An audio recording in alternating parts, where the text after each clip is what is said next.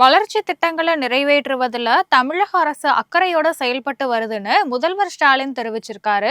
முதலமைச்சர் தலைமையில சென்னையில ஊரக வளர்ச்சித்துறை கண்காணிப்பு குழு திட்டம் நடைபெற்றது.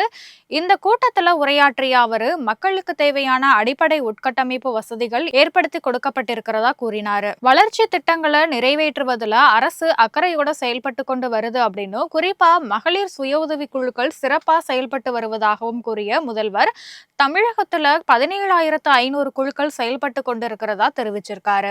சுய உதவி குழுக்களுக்கு 25 கோடியே 81 லட்சம் ரூபாய் சுழல் நிதி வழங்கப்பட்டிருக்கு அப்படின்னு கூறிய முதலமைச்சர் ஸ்டாலின், சட்டமன்ற உறுப்பினர் தொகுதி மேம்பாட்டு திட்டத்தின் கீழே ஒரு சட்டமன்ற உறுப்பினருக்கு நிதியாண்டுக்கு 3 கோடி ரூபாய் அப்படிங்கிற வகையில 234 தொகுதிகளுக்கும் 702 கோடி ரூபாய் ஆண்டுதோறும் ஒதுக்கப்பட்டு மக்களுக்கு தேவையான அடிப்படை உட்கட்டமைப்பு வசதிகள் ஏற்படுத்தி கொடுக்கப்படுறதா தெரிவிச்சிருக்காரு.